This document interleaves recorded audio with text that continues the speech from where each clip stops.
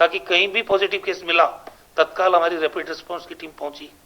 हमने active surveillance का काम किया, हमने पैसिव सर्विलेंस का काम किया, हमने कंटेनमेंट जोन बनाए, कर्फ्यू लगाए, लॉकडाउन करने वाला राजस्थान पहला स्टेट है, जन आंदोलन शुरू करने वाला राजस्थान, मास अवेयरनेस कि मास्क लगाइए आप।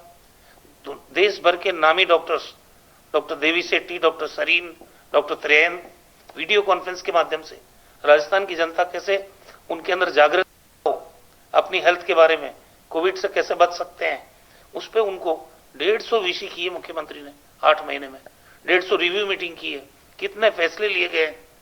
राजस्थान में जिस ढंग से 15 लाख से ज्यादा लोग प्रवासी राजस्थानी आए, माइग्रेंट लेबर आए, उनमें गांव गांव में विलेज कमेटी बनी।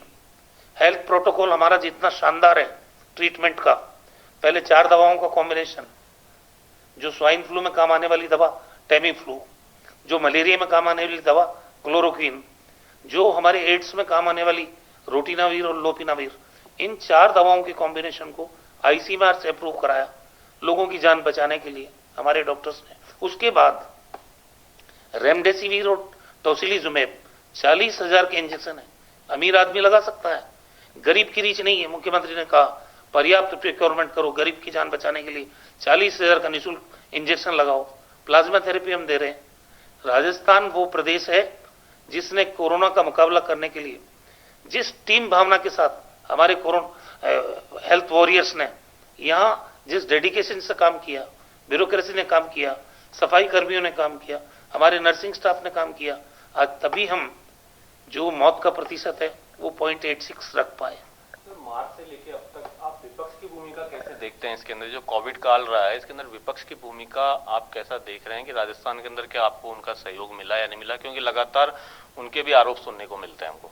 21 घंटे किसी राज्य के मुख्यमंत्री ने, चाहे कोई पार्टी का एमएलए हो, एमपी हो, वीडियो कॉन्फ्रेंसेस के माध्यम से उनके अपने हलकों में क्या किया जा सकता है, उनके क्या सुझाव हैं, बात की। उसके बावजूद दुर्भाग्य इन 8 महीनों में हमें कभी बख्शा नहीं गया। जिस ढंग की निम्न स्तर की आलोचना विपक्ष ने की, हमने विधानसभा का सत्र बुलाया, प्रोसीडिंग उठा के देख लीजिए। एक तरफ प्रधानमंत्री कह रहे हैं कि ये महामारी है और महामारी का मिलकर मुकाबला करना है।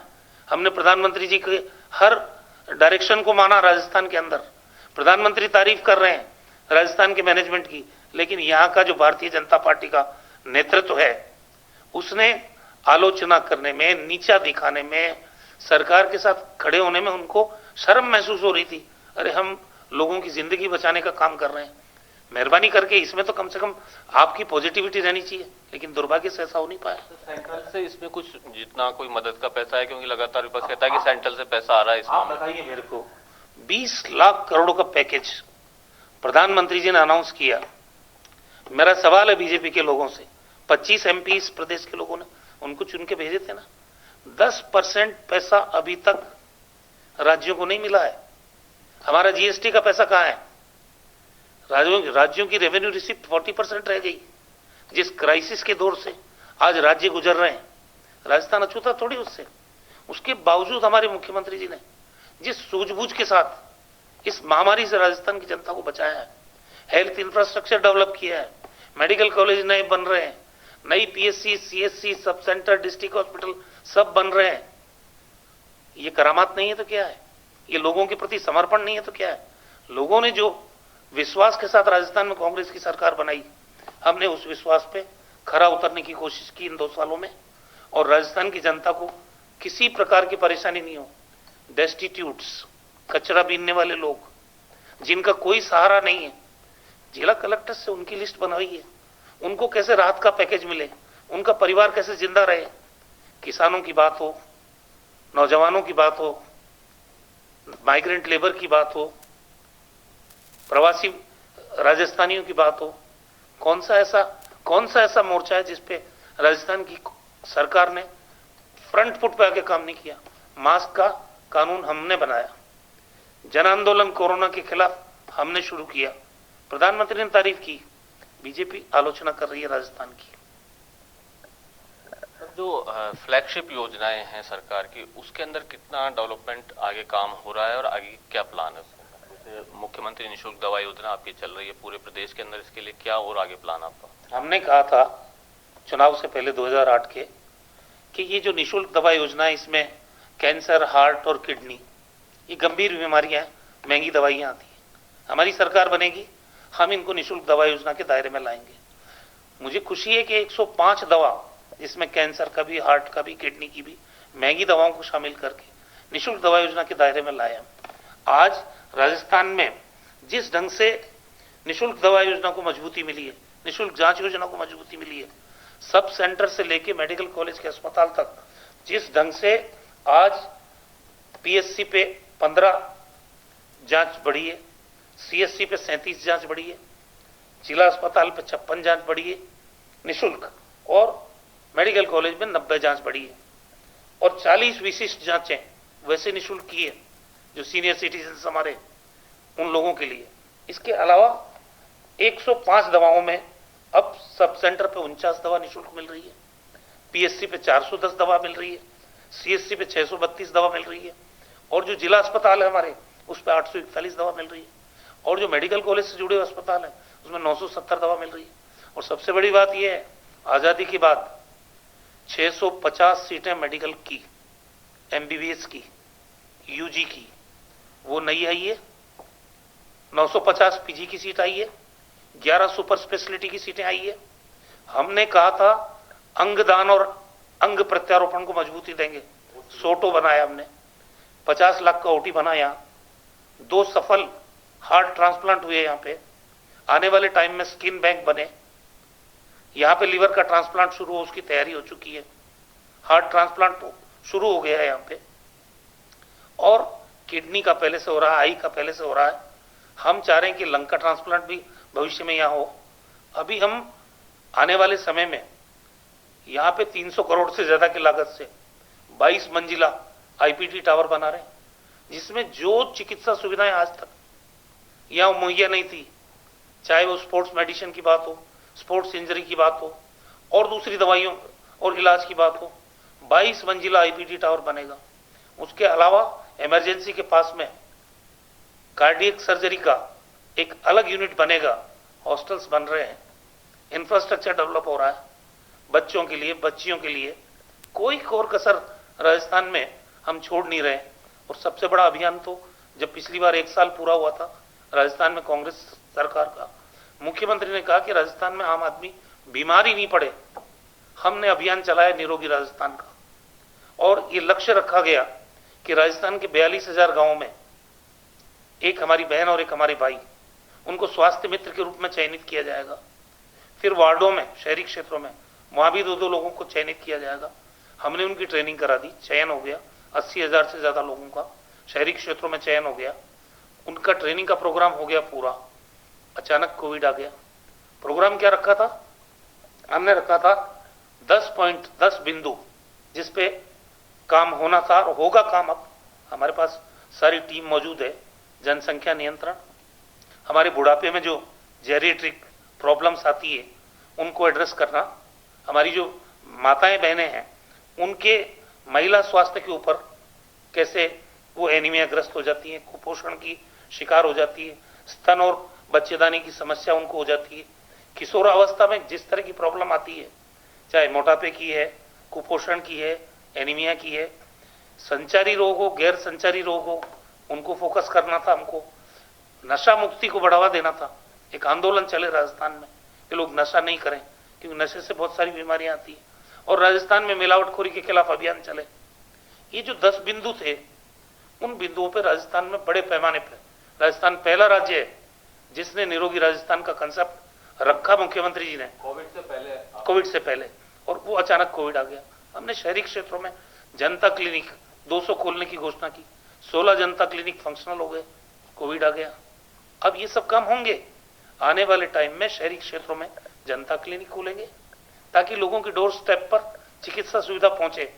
राजस्थान पूरे कंट्री में हेल्थ इंफ्रास्ट्रक्चर की दृष्टि से सिरमौर प्रदेश होगा आने वाले टाइम में, कांग्रेस की सरकार और अशोक गहलोत जी के नेतृत्व में। 2 साल पे कुछ खास तोहफा दे रही है सरकार प्रदेश को? तो ये सब सारी चीजें तोहफा है। प्रदेश की जनता ने जिस विश्वास के साथ राजस्थान में कांग्रेस की सरकार बनाई, हमने संकल्प के साथ मुख्यमंत्री जी के नेतृत्व में राजस्थान में गुड्स डिलीवर किया है, काम किया है। आजादी के बाद इतना काम कभी नहीं हुआ जितना इन 2 सालों में हेल्थ सेक्टर में काम हुआ है, और आने वाले समय में इसका लाभ राजस्थान के आम और आवाम को मिलेगा। सर, आप लंबे समय से राजनीति से भी जुड़े रहे हैं। गहलोत साहब के पिछले 2 कार्यकाल थे, तीसरा कार्यकाल है, इसको आप कैसे देखते हैं कि अब की बार ज्यादा स्ट्रगल है या चल रहा है काम? कोई स्ट्रगल नहीं है, जिस ढंग से काम हुआ। आप देखिए, कोरोना की महामारी चल रही है, 500 ओपीडी वैन गांव-गांव घूम रही है। किस लिए? कि जिनको कैंसर की बीमारी है, हार्ट की बीमारी है, बीपी की बीमारी है, दूसरी बीमारियां हैं, वो लोग सफर नहीं करें। हमारी टीमें उनके घर घर तक गई है, उनकी जांचें हुई है, उनको दवा पहुंचाई गई है। उसके अलावा हमारे पास एम्बुलेंस 108 एम्बुलेंस 701, हमारे पास 587 104 एम्बुलेंस, क्रिटिकल एम्बुलेंस जिला अस्पताल में 24। इंफ्रास्ट्रक्चर की कमी नहीं राजस्थान के अंदर। जिन राज्यों में प्राइवेट सेक्टर के अस्पताल ज्यादा थे और जहां रेफर होते थे लोग, बड़े बड़े पैसे वाले लोग इलाज कराने जाते थे, उन राज्यों ने हाथ खड़े कर दिए इस महामारी में। लेकिन सरकारी क्षेत्र में हमारा इंफ्रास्ट्रक्चर इतना मजबूत था कि हम न केवल राजस्थान की जनता को बचा पाए, बल्कि राजस्थान सतर्क भी था और राजस्थान सुरक्षित भी था। ये हमारा स्लोगन था। कोविड के चलते आपको लगता है कि कुछ काम ऐसे हैं जो आगे बढ़ सकते थे लेकिन रुक गए हैं, अब आगे आने वाले समय में इनको पूरा करेगी सरकार? हमने किसी काम को सफल, राष्ट्रीय कार्यक्रम में टीकाकरण ले लीजिए आप, 89% हमारी अचीवमेंट है। 11% का गैप हम भर देंगे आने वाले टाइम में, तो राजस्थान 100% टीकाकरण वाला प्रदेश बनेगा। हमने महिला और मातृ और शिशु की देखभाल के कार्यक्रम में कोई असर आने नहीं दिया कोविड की वजह से। तो कोई हमारे राष्ट्रीय कार्यक्रम सफल नहीं हुए, और इसके तो आंकड़े बोलते हैं, बाकायदा रिव्यू होता है। अभी नीति आयोग की टीम आके गई है, उन्होंने माना कि राजस्थान का प्रबंधन शानदार है। प्रधानमंत्री मान रहे हैं कि राजस्थान का प्रबंधन शानदार है। यहाँ की बीजेपी तो नहीं मान रही आपका कार्यकाल, वो तो नंबर नहीं दे रही, वो नंबर नहीं देना चाहती। उनके सर्टिफिकेट की जरूरत नहीं है। एक्सपोज हो रही है बीजेपी राजस्थान की जनता की नजर में, क्योंकि जब आम आदमी की जिंदगी खतरे में है, सदी की भीषणतम महामारी है और आंकड़े भयावह नजर आ रहे हैं, लोग अखबार पढ़ते हैं, टीवी देखते हैं, संपन्न देशों के अंदर हालात खराब है और राजस्थान सुरक्षित है, तो ये हमारी संकल्प शक्ति है। ये हमारे मुख्यमंत्री जी के नेतृत्व में हमारी सरकार का राज्य की जनता के प्रति समर्पण नहीं है तो क्या है? इस तरह की आलोचनाओं को सिरे से पब्लिक खारिज भी करती है, हम भी खारिज करते हैं। वो एक्सपोज हो रहे हैं, बच्चों की मौत पे रोना रो रहे हैं। वहां 156 बेड का अस्पताल हमने शुरू किया पिछले साल, सितंबर 21 में पूरा हो जाएगा। राजस्थान में जिस ढंग का काम हुआ है, उस काम को भारतीय जनता पार्टी पचा नहीं पा रही है। सर, कोटा को लेकर के जब आपने बात की तो मैं पूछना चाह रहा था, पिछली बार भी कोटा का मामला उछाला गया था, आपकी बार वापस से इस तरह की वहां शिकायतें आई, तो आप मान रहे हैं कि जो पिछली बार जो आपने जो कदम उठाए थे वो पूरे नहीं हुए, या कोई कारण ऐसा रहा जिसके कारण से सारे हालात पैदा हुए? कि मैं आपको बताता हूं, भारतीय जनता पार्टी बच्चों की मौत पे गंदी राजनीति करने की मेरा आरोप है उनके ऊपर, क्योंकि अगर उनके मन में बच्चों के प्रति दर्द है तो राजकोट के आंकड़े जारी करो, अहमदाबाद के आंकड़े जारी करो, गोरखपुर के आंकड़े जारी करो। शर्म आती है उनको। 9 बच्चों की मौत हुई और सारी की सारी बीजेपी मीडिया को लेकर पहुंच गई वहां। अरे भाई, उपाय कौन कर रहा है? हम वहां 156 बेड का अस्पताल बना रहे हैं, हमने वहां इक्विपमेंट की कमी नहीं रखी किसी तरह से, हम वहां सचेत हैं। एक भी बच्चे की मौत हो, हमारी आत्मा दर्द नहीं होता हमें? कोई सरकार नहीं चाहेगी, लेकिन गंदी राजनीति, बाज आइए इस राजनीति से, लोग आपको माफ नहीं करेंगे कभी। तो इधर चिकित्सा और स्वास्थ्य मंत्री डॉक्टर रघु शर्मा, जिन्होंने बताया कि राजस्थान के अंदर आने वाले समय में मेडिकल में क्या इंफ्रास्ट्रक्चर की सरकार की क्या तैयारियां हैं, और तमाम जो भारतीय जनता पार्टी के जो आरोप लगाए जा रहे थे उनके ऊपर भी उन्होंने जवाब दिए हैं। फिलहाल मैं मनु शर्मा आपको वापस ले चलता हूं न्यूज रूम। मनु जी, चिकित्सा मंत्री रघु शर्मा जी से बातचीत करने के लिए तो आपने सुना इन 2 सालों में चिकित्सा विभाग की ओर से क्या कुछ काम किए गए हैं, किस तरीके से कोविड काल में सरकार ने बेहतर तरीके से काम किया, या फिर मरीजों को रिकवर करने के लिए काम किया, या फिर स्वास्थ्य महकमे की और सुविधाओं को बढ़ाकर मरीजों को लाभ दिया है। इन तमाम बातों पर जिक्र करते हुए नजर आए चिकित्सा मंत्री